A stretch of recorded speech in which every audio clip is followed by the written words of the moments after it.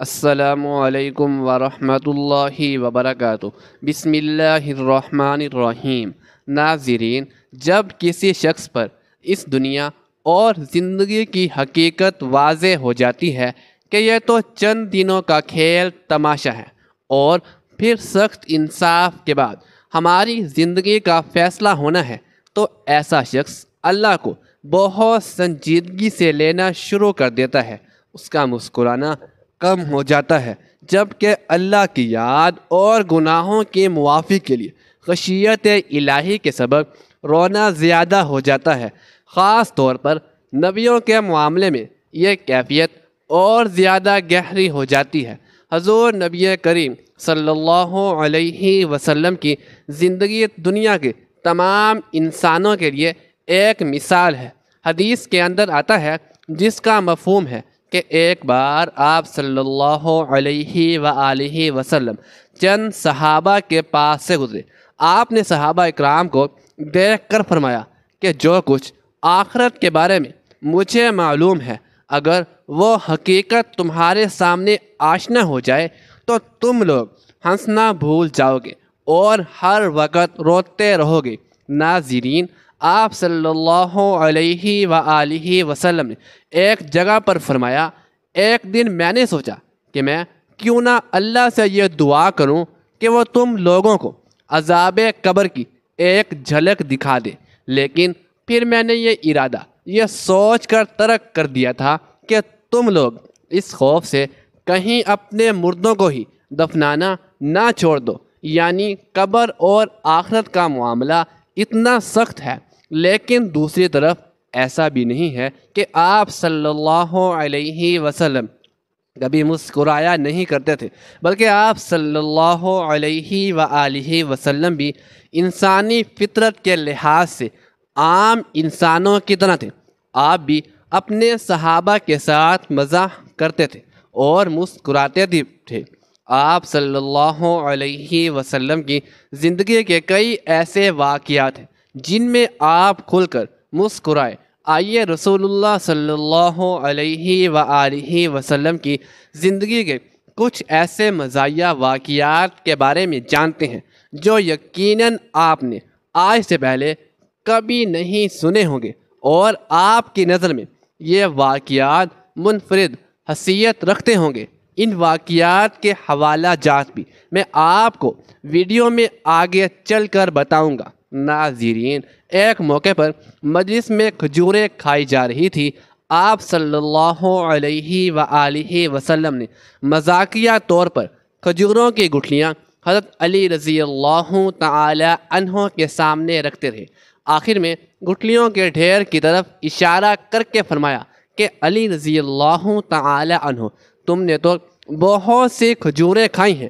حضرت علی رضی اللہ تعالی عنہ مسکراتے ہوئے کہا کہ میں نے تو گٹھلیوں سمیت کھجوریں نہیں کھائی۔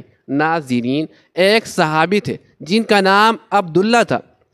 یہ بہت ہی مزاحیہ طبیعت کے مالک تھے اور رسول اللہ صلی اللہ تعالی علیہ وآلہ وسلم کو بہت زیادہ ہنسایا کرتے تھے، اور ان کا لقب عربی زبان کے اندر حمار تھا، یعنی گدھا۔ جیسے ہم کسی کی بیوقوفی پر اس کو ڈانٹتے ہوئے گدھا کہہ دیتے ہیں۔ حمار کی ایک بری عادت تھی کہ وہ شراب بہت پیتے تھے۔ ہر بار اللہ کے رسول صلی اللہ علیہ وسلم اسے سزا کے طور پر کوڑے لگواتے، اور اگلی بار وہ پھر سے رسول اللہ صلی اللہ علیہ وآلہ وسلم کی مجلس میں آتے اور پھر جا کر شراب پی لیتے۔ ایک صحابی کھڑے ہو کر کہنے لگے کہ اللہ کی لعنت اس شخص پر کہ اللہ کے رسول صلی اللہ علیہ وسلم کی صحبت کے اندر رہ کر بھی اس گناہ سے باز نہیں آتا۔ حیرت انگیز طور پر اللہ کے رسول صلی اللہ علیہ وسلم نے اس صحابی کو منع کیا کہ اسے مت برا بھلا کہو، کیونکہ جو کچھ میں اس کے متعلق جانتا ہوں تم نہیں جانتے۔ یہ شخص اللہ اور اس کے رسول صلی اللہ علیہ وسلم سے محبت کرتا ہے۔ ناظرین، حضور صلی اللہ علیہ وسلم کی اس حدیث مبارکہ نے یہ بات ثابت کر دی کہ اگر کسی شخص کے اندر کہیں ایک جگہ پر بھی کردار کی کمزوری ہو تو اس کی نیکیوں کو اور اس کی اچھائیوں کو زیرو سے ملٹی پلائی کرنا، یہ ہمارے پیارے نبی صلی اللہ علیہ وسلم کی تعلیم نہیں بلکہ آپ کی تعلیم ہے، بلکہ اس کی اصلاح کرنا ہمارا فرض بنتا ہے۔ یہ آج کے ہمارے معاشرے کے اندر مذہبی طور پر عدم برداشت رکھنے والے عالموں کے لیے بہت بڑا سبق ہے۔ ایک اور روایت کے اندر آتا ہے، ایک مرتبہ ایک بڑھیا خدمت اقدس میں حاضر ہوئی اور درخواست کی کہ یا رسول اللہ صلی اللہ علیہ وآلہ وسلم میرے لیے دعا فرمائیں کہ اللہ تعالی مجھے جنت نصیب فرمائے۔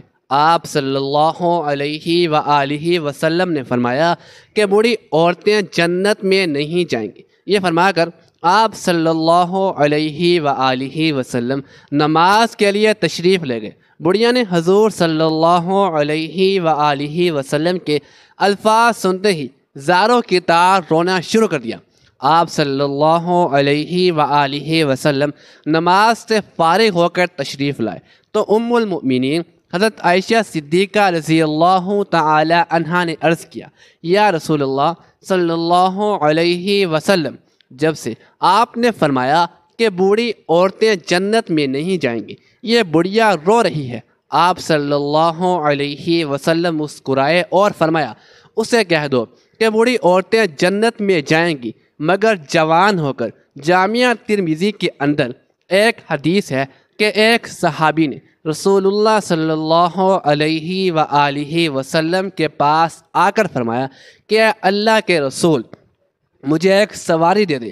آپ نے حکم دیا کہ اسے اونٹنی کا بچہ دے دو۔ ان صحابی نے یہ سن کر جواب دیا کہ اے اللہ کے رسول صلی اللہ علیہ وسلم، میں اس بچے کا کیا کروں گا؟ مجھے تو سواری چاہیے۔ آپ صلی اللہ علیہ وسلم نے یہ سن کر پھر فرمایا کہ اسے اونٹنی کا بچہ دے دو، اور اس کے بعد مسکرا کر فرمایا کہ کیا کوئی اونٹ ایسا بھی ہے جو کسی اونٹنی کا بچہ نہ ہو؟ یعنی مفہوم یہ ہے کہ جو بھی اونٹ ہے آخرکار بچہ تو وہ اونٹنی کا ہی ہوتا ہے۔ ایک اور حدیث مبارکہ میں آتا ہے کہ آپ صلی اللہ علیہ وسلم کے ایک صحابی تھے جو کہ بدھو تھے، یعنی بالکل ان پڑھ اور ذہنی طور پر بھی کمزور اور شکل و صورت کے لحاظ سے بھی پیارے نہیں تھے، لیکن جب وہ آپ صلی اللہ علیہ وسلم کے پاس آتے ہیں تو آپ صلی اللہ علیہ وسلم اس سے بہت ہی محبت اور شفقت کرتے ہیں، اس کی کمر کو تھپ تھپا کر دیتے ہیں کہ یہ فلاں گاؤں کے اندر اسلام کی تبلیغ کے لیے ہمارا نمائندہ ہے۔ اب وہ صحابی بیچارے کیونکہ بہت ہی سیدھے تھے تو اتنے بڑے مجمع کے اندر اپنی تعریف سن کر اور چوڑے ہو جاتے ہیں۔ یہ دیہات سے مدینہ کے اندر لا کر اپنا سامان بیچا کرتے تھے اور رسول اللہ صلی اللہ تعالی علیہ وآلہ وسلم کے لیے بھی تحفے لایا کرتے تھے۔ ایک بار اسی طرح بازار کے اندر کھڑے وہ اپنا سامان بیچ رہے تھے کہ آپ صلی اللہ علیہ وآلہ وسلم نے اسے پیچھے سے جا کر ان کی آنکھوں پر ہاتھ رکھ کر ان کو پکڑ لیا۔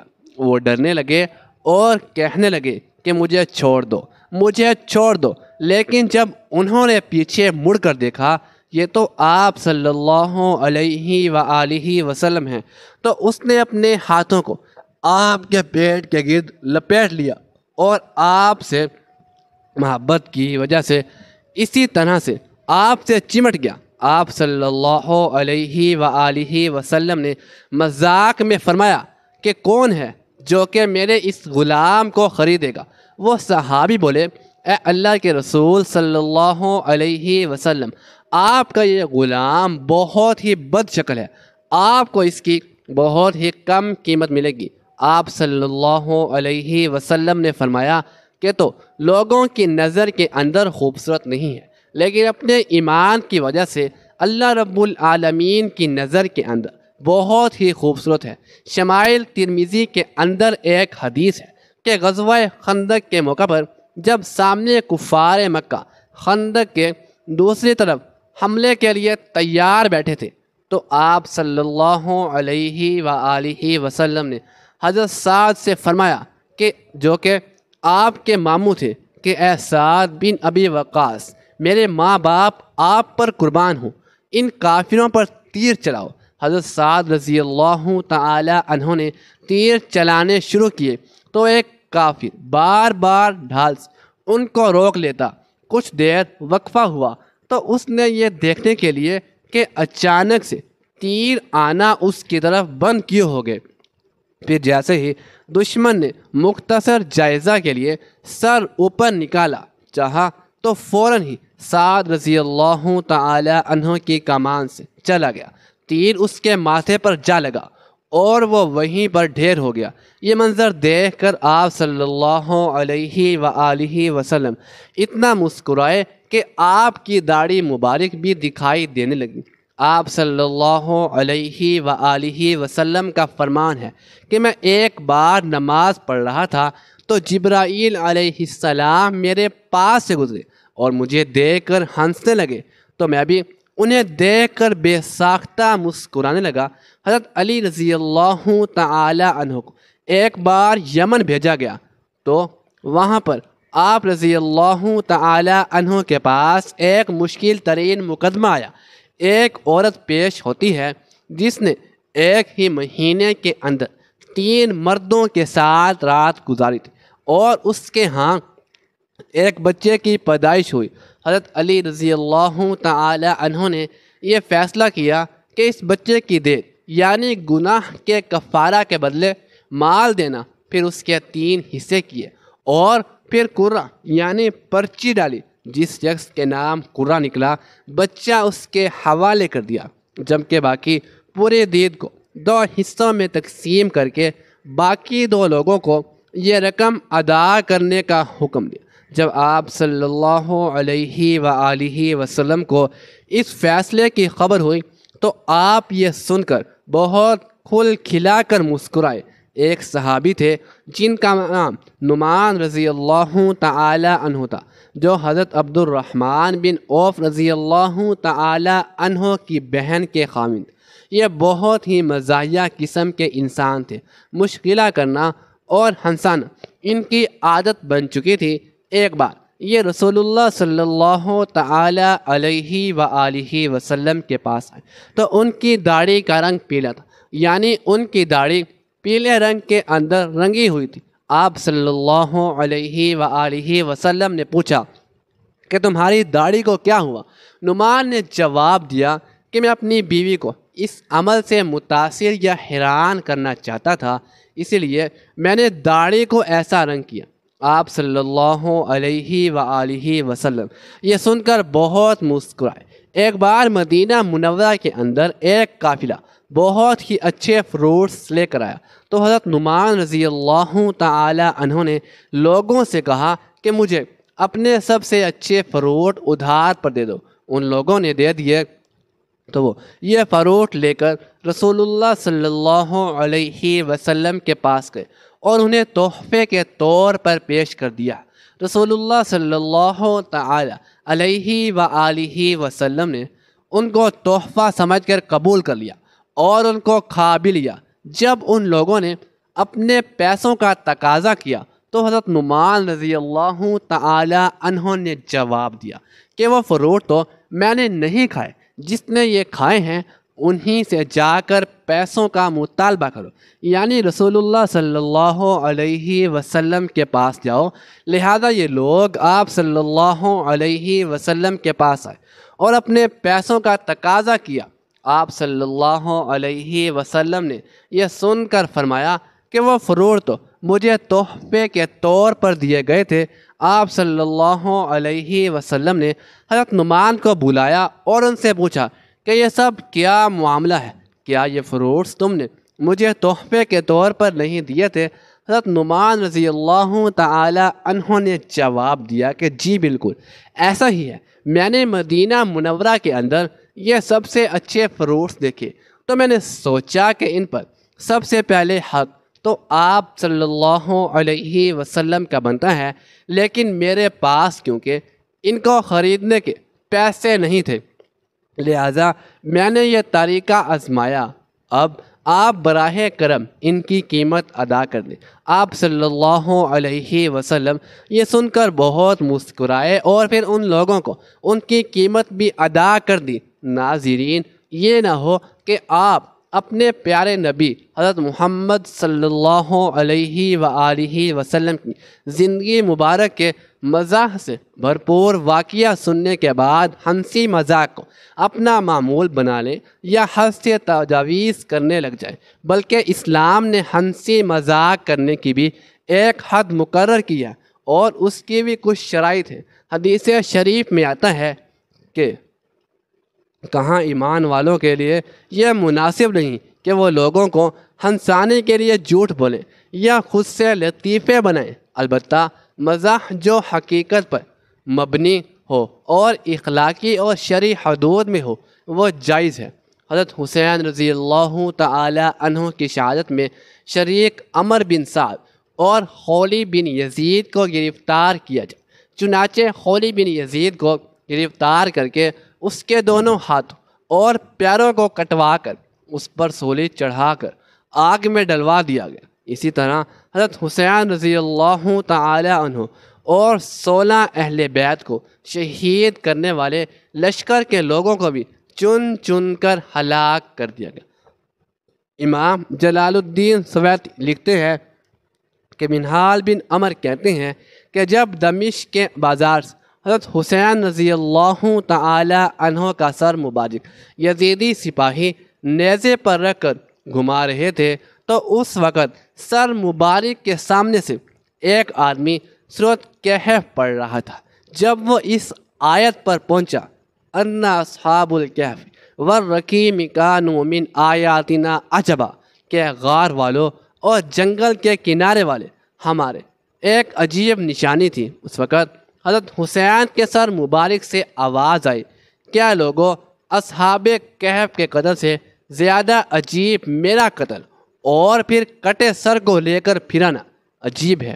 علامہ ابن حجر لکھتے ہیں کہ حضرت حسین رضی اللہ تعالی عنہ کے قتل کے بعد ایک پتھر ملا جس پر لکھا ہوا تھا کہ حضرت حسین رضی اللہ تعالی عنہ کو قتل کرنے والے امید رکھتے ہیں کہ روز قیامت ان کے نانا حضور صلی اللہ علیہ وسلم کی شفاعت پا سکیں گے۔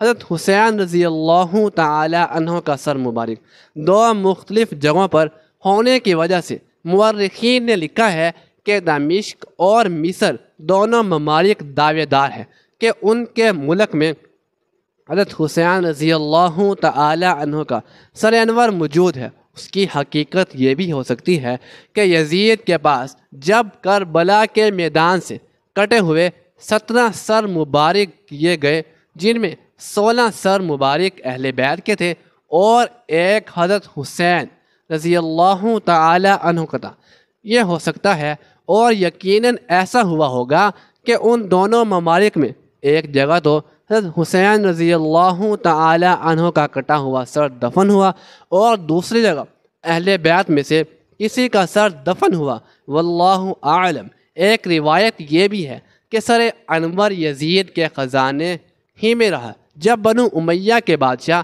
سلیمان بن عبد الملک کا دور حکومت آیا اور ان کے معلوم ہوا تو انہوں نے سر انور کی زیارت کی سعادت حاصل کی اور اسی طرح سر مبارک ہڈیاں سفید چاندی کی طرح چمک رہی تھی۔ حضرت خبیب رضی اللہ تعالی عنہ، زید بن دھنا رضی اللہ تعالی عنہ اور عبداللہ بن طارق رضی اللہ تعالی عنہ، ان تینوں حضرات سے پھر انہوں نے عہد و پیمان کیا کہ آپ لوگ قیدی بن جاؤ، ہم تم سے بد عہدی نہیں کریں گے۔ یہ تینوں حضرات قیدی بن گئے اور نیچے اترنے پر کفار نے ان کی کمانوں کی تان اتار کر ان کی مشقیں باندھی۔ حضرت عبداللہ بن طارق رضی اللہ تعالی عنہ نے فرمایا، یہ پہلی بدعہدی ہے، میں تمہارے ساتھ ہرگز نہیں جاؤں گا۔ ان شہید ہونے والوں کا اقدار ہی مجھے پسند ہے۔ جب انہوں نے زبردستی ان کو کھینچنا چاہا مگر یہ نہ ٹلے تو ان لوگوں نے ان کو بھی شہید کر دیا۔ صرف 2 حضرات ان کے ساتھ ہیں جن کو لے جا کر ان لوگوں نے مکہ مکرمہ والوں کے ہاتھ فروخت کر دیا۔ ایک اور حضرت زید بن تشنہ رضی اللہ تعالی عنہ جن کو صفوان بن امیہ نے 50 اونٹ کے بدلے خریدا تاکہ اپنے باپ امیہ کے بدلے میں قتل کرے۔ دوسرے حضرت خبیب رضی اللہ تعالی عنہ کو حجر بن احاب نے 100 اونٹ کے بدلے میں خریدا تاکہ اپنے باپ کے بدلے میں ان کو قتل کرے۔ بخاری شریف کی روایت میں ہے کہ حضرت زید بن عامر کی اولاد نے خریدا کہ انہوں نے بدر میں حضرت حارث کو قتل کیا تھا۔ صفوان نے تو اپنے قیدی حضرت زید رضی اللہ تعالی عنہ کو فوراً ہی حرم سے باہر اپنے غلام کے ہاتھ بیچ ان کو قتل کر دیا جائے۔ ان کا تماشا دیکھنے کے لیے اور بھی بہت سے لوگ جمع تھے جن میں ابو سفیان بھی تھا۔ اس نے حضرت زید رضی اللہ تعالی عنہ سے شہادت کے وقت پوچھا کہ اے زید رضی اللہ تعالی عنہ، میں تجھ کو خدا کی قسم سچ کہنا، کیا تجھ کو پسند ہے کہ محمد صلی اللہ علیہ وآلہ وسلم کی گردن تیرے بدلے میں کاٹ دی جائے اور تجھ کو چھوڑ دیا جائے کہ اپنے اہل و عیال میں خوش و خرم رہے؟ حضرت زید رضی اللہ تعالی عنہ نے فرمایا، خدا کی قسم مجھے یہ بھی گوارا نہیں کہ حضور صلی اللہ تعالی علیہ وآلہ وسلم جہاں بھی ہیں وہاں ان کے ایک کانٹا بھی چبھے اور ہم اپنے گھر آرام سے رہیں۔ یہ جواب سن کر قریش حیران رہ گئے۔ حضرت علی رضی اللہ تعالی عنہ فرماتے ہیں کہ ایک مرتبہ حضور اقدس صلی اللہ علیہ وسلم کے پاس بحرین سے مال آیا۔ حضور صلی اللہ علیہ وآلہ وسلم نے اسے تقسیم کرنا شروع کیا، لیکن ابھی تقسیم سے فارغ نہ ہوئے تھے کہ رات ہو گئی، تو آپ صلی اللہ علیہ وآلہ وسلم نے وہ رات مسجد میں گزار دی اور ساری نمازیں مسجد میں پڑھی۔ میں نے دیکھا کہ جب تک آپ صلی اللہ علیہ وآلہ وسلم نے سارا مال تقسیم نہ کر لیا تو آپ صلی اللہ علیہ وآلہ وسلم کے چہرے پر پریشانی اور فکر کے آثار رہے۔ ایک دفعہ صحابہ اکرام رضی اللہ تعالی عنہم نے آپ صلی اللہ علیہ وسلم سے تعجب سے پوچھا کہ کیا آپ بھی مذاق کرتے ہیں؟ تو آپ صلی اللہ علیہ وآلہ وسلم نے ارشاد فرمایا، ہاں بے شک میرا مذاق سچائی اور حق پر ہے۔ ناظرین، آپ صلی اللہ علیہ وسلم کی زندگی پر مبنی یہ تمام مزاح سے بھرپور سچے واقعات سے ہمیں سبق ملتا ہے کہ دین اسلام صرف غصے یا پھر ہر وقت سنجیدہ رہنے کا نام نہیں، بلکہ صحابہ اکرام اور اللہ کے محبوب صلی اللہ علیہ وسلم بھی عام انسانوں کی طرح مذاق کیا کرتے تھے، جو کہ انسانوں کی ہست کے اندر قدرتی طور پر شامل ہے۔ ناظرین، آپ صلی اللہ علیہ وآلہ وسلم کی زندگی مبارک پر مشتمل یہ مذاق سے بھرپور تمام واقعات شمائل اور ترمذی سے ماخوذ ہیں۔ اللہ تعالی ہمیں نیک کاروں میں شامل فرمائے اور ہمارا خاتمہ بالخیر فرمائے، آمین ثم آمین۔ ناظرین، کمنٹ باکس میں ایک بار صلی اللہ علیہ وآلہ وسلم ضرور ٹائپ کیجیے گا۔ شکریہ، اللہ حافظ۔